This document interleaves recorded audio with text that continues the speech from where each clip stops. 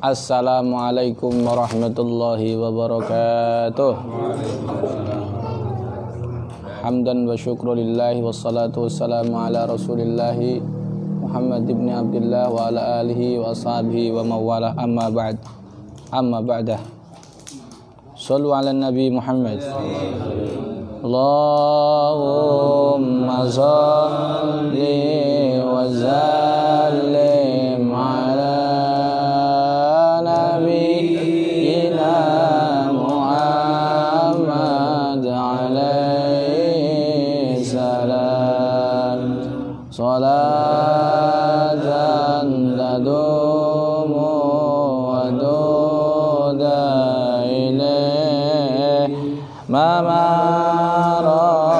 layali wa dula dawam. Allahumma salli sallim ala nabiyyina Muhammad alaihi salam. Salatan tadumu wa duda ilaih mamaral layali wa dula dawam. Lagi live. Alhamdulillah. Kita sekarang, saya sebelumnya mohon maaf para sahabat semua, para sedulur semua senusantara JRA, senusantara, baik partisipan, praktisi, muhibbin, dan para pengurus. Kenapa saya minta maaf? Karena saya berkacamata. Ini bukan berarti saya terus niat jadi tukang las, tetapi karena faktor tertentu sehingga harus berkacamata. Khawatirnya nanti banyak yang kesurupan ketika melihat mata saya. Timbilen. Wes. Para sahabat semua yang dimuliakan Allah. Metode JRA ini berkembang. Alhamdulillah sebelumnya saya sampaikan terima kasih kepada sahabat semua yang telah hadir di kediaman saya di Pondok Pesantren Uwais Al-Qarni, Sidomukti, Kenduruan, Tuban. Dan pada hari tanggal 25 Mei 2021 ini yang hadir di sini nanti dijadwalkan ada 3 kabupaten. Sebenarnya saya batasi sehari 7 kabupaten. Tapi tanggal 30 nanti ada 12 kabupaten yang kesini, overload. Dan saya maklumi dan panjenengan semua dan yang datang ke sini ada dari PC Kabupaten mana ini? Kabupaten Semarang. Kabupaten Semarang, tapi tadi ada Romlinya, Kabupaten Kota. Kota ya? Penyusup. Berapa penyusupnya? Ada 4 penyusup. Jadi Romli, rombongan liar dari Kota Semarang. Kalau ini Kabupaten Semarang. Dan ada pula dari Purworejo. Coba di shot sana Purworejo ini beserta tripodnya saja. Oke, itu dari Purworejo sahabat. Itu ketua plus kameramen. Harusnya membawa kameramen, tapi kameramennya itu malah mendengarkan. Sini lagi ada lagi nanti dari tim Batoro Katong, yaitu JRA Ponorogo yang mau ke sini. Saya ada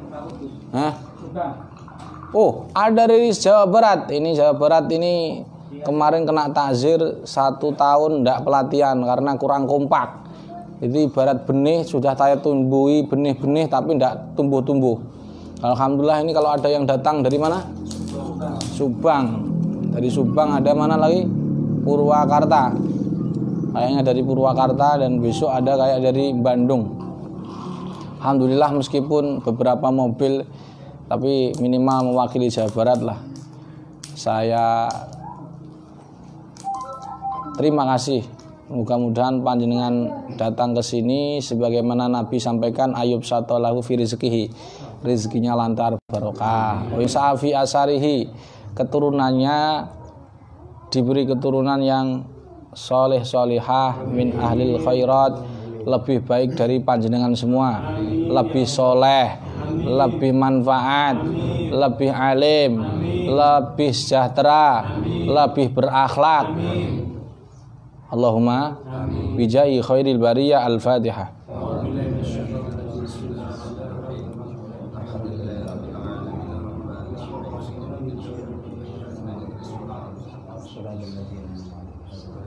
Para sahabat yang dimuliakan Allah, JRA ini punya metode dari tahun ke tahun, bulan berbulan itu berkembang.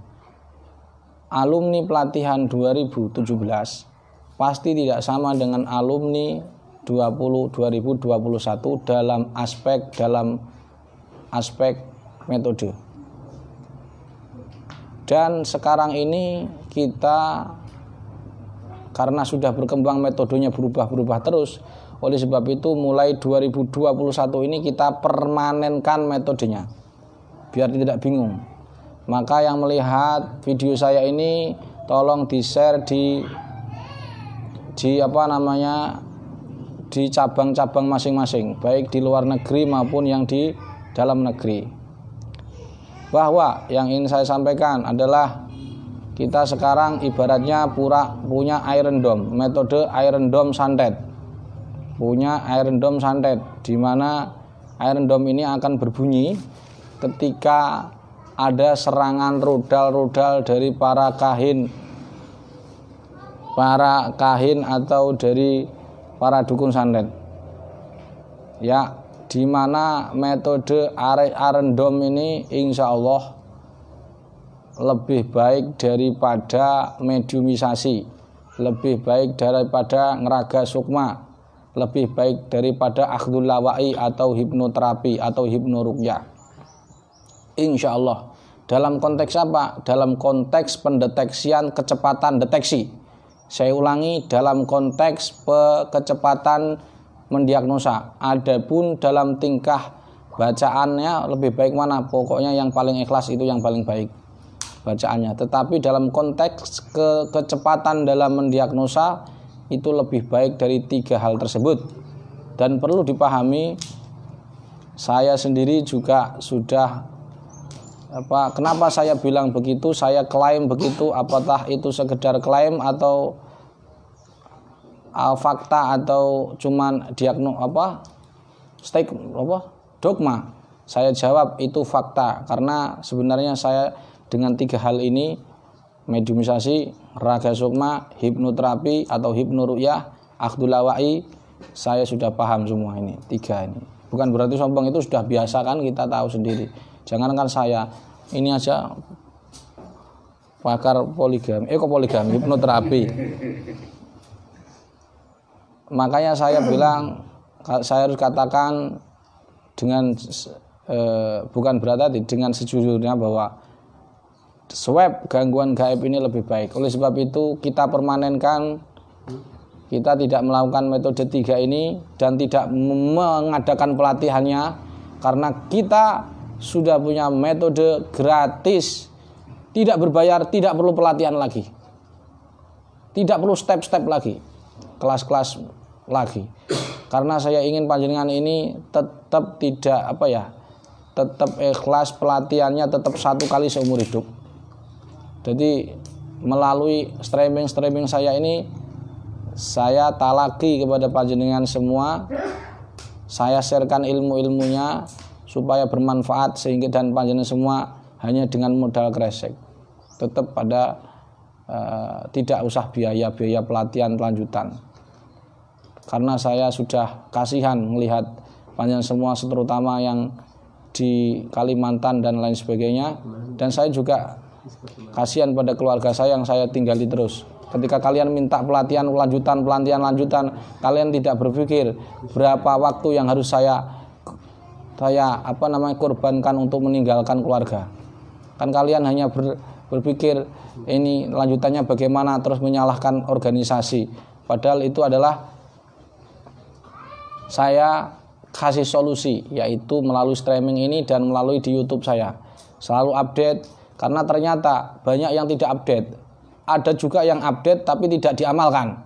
Contohnya tadi, tidak saya sebut orangnya. Dia sekarang sedang mendengarkan.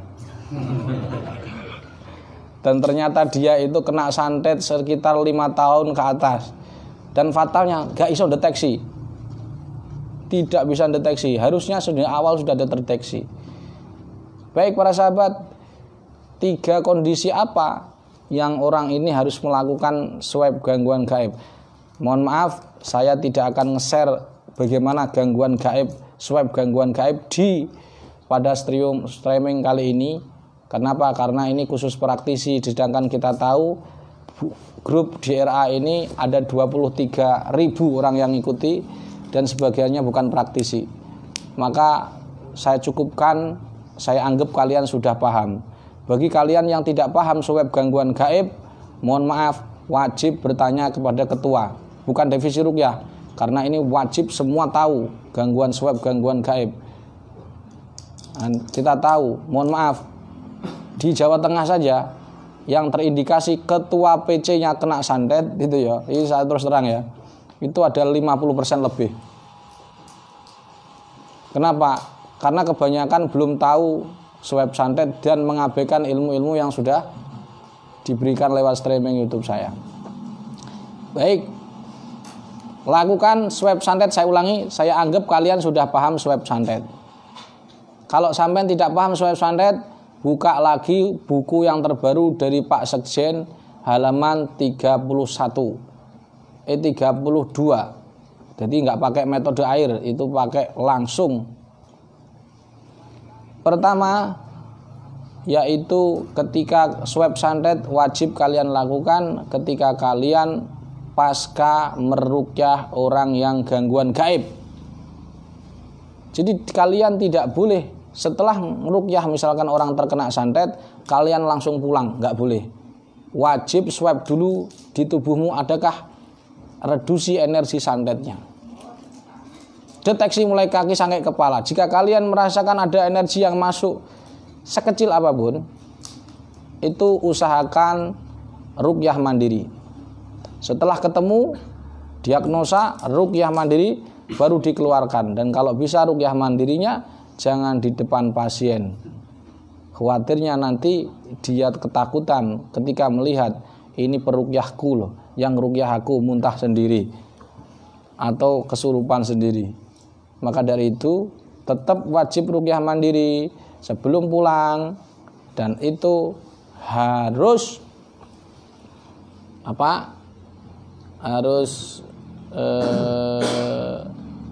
dilakukan sebelum masuk ke pintu rumah. Pertanyaannya, kenapa? Karena saya ini sayang kepada kalian.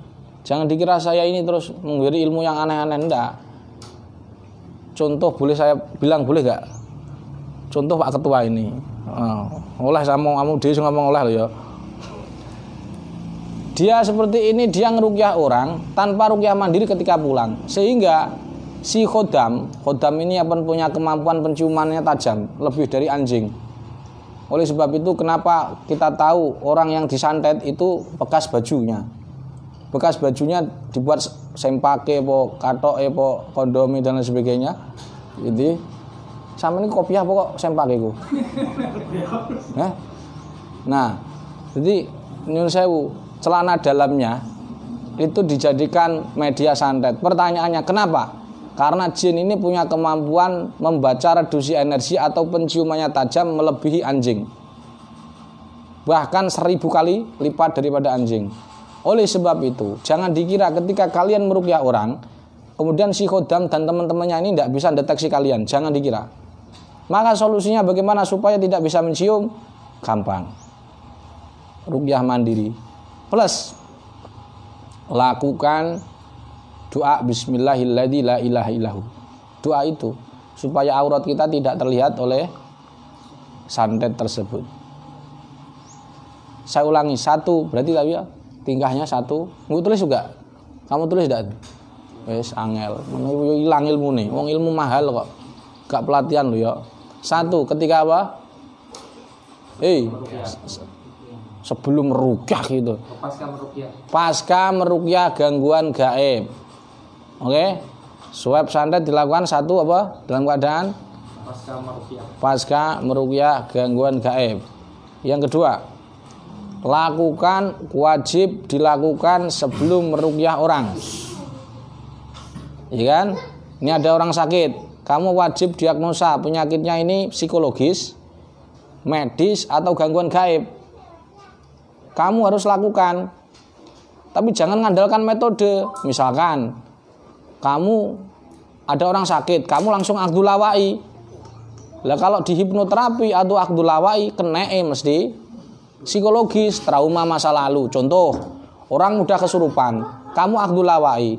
Nanti ketemunya adalah ada 3. Kalau tidak broken home, kekerasan rumah tangga, pernah ditampar, pelecehan seksual. Biasanya itu kalau hipnoterapi, trauma.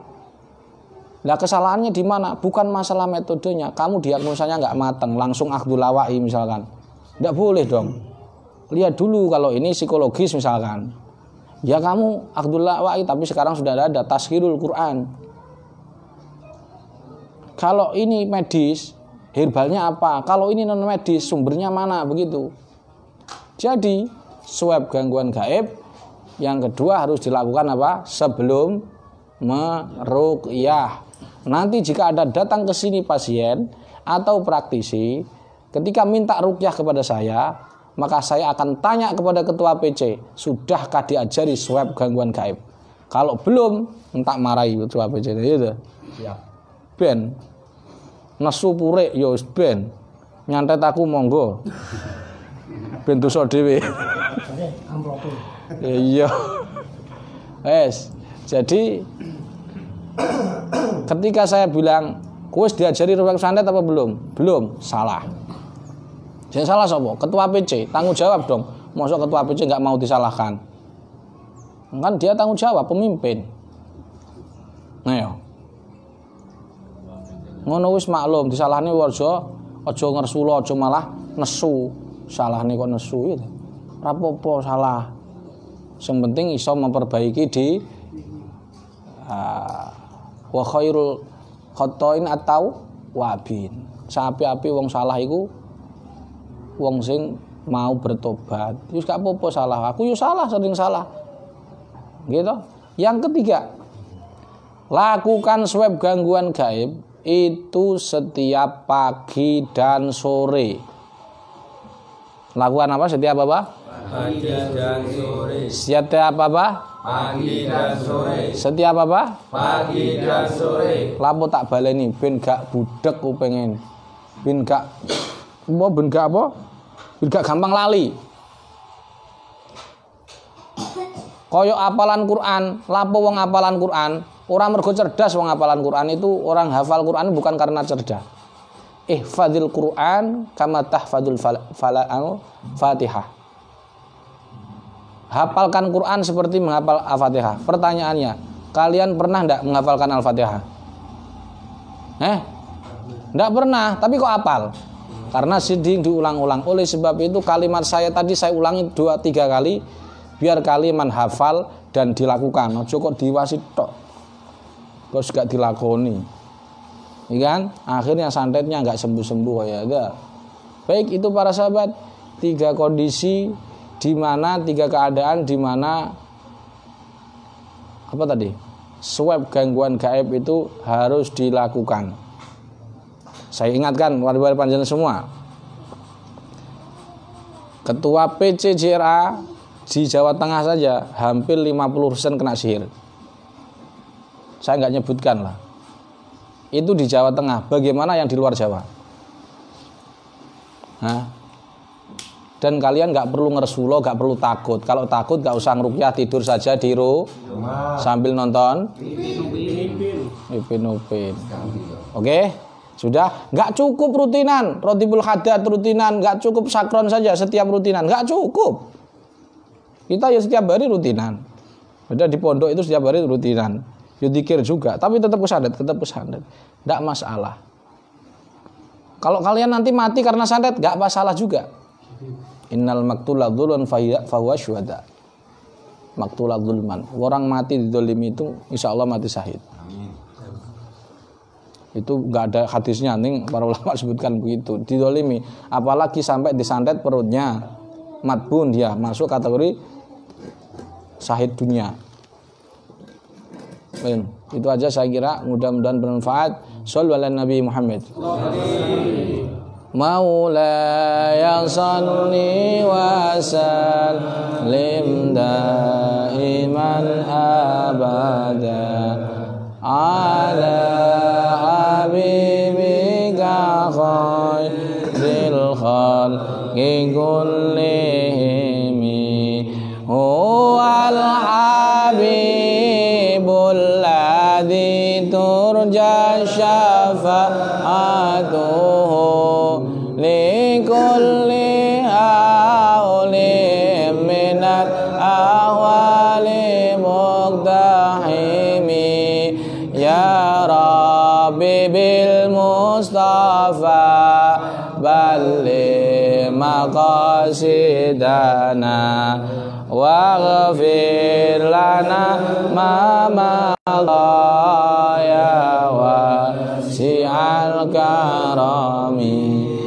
ya arhamar rahimin ya arhamar rahimin ya arhamar rahimin farij 'alal muslimin ya arhamar rahimin ya arhamar rahimin ya arhamar rahimin farij 'alal muslimin. Allahumma shalli wa sallim barik ala sayyidina Muhammad walhamdulillahi rabbil alamin.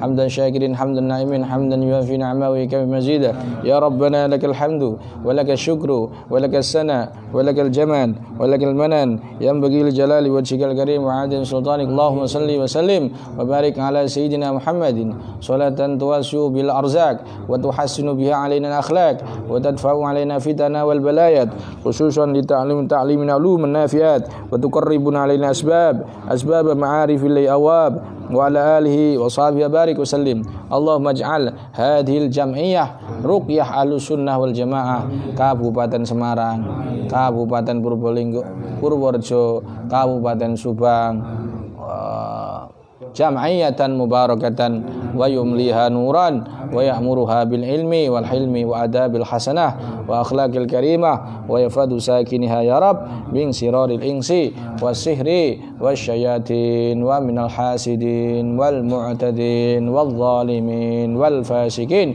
wa takunu insyaallah hadhil jam'iyah daras siha wal afiyah wa darat taqwa wal istiqamah wa daral jihadi wad da'wah برحمتك يا عزيز يا غفار يا ذا الجلال والإكرام وصلى الله على النبي الأمي وعلى آله وصحبه وبارك وسلم وآخر دعوانا الحمد لله رب العالمين. الفاتحة.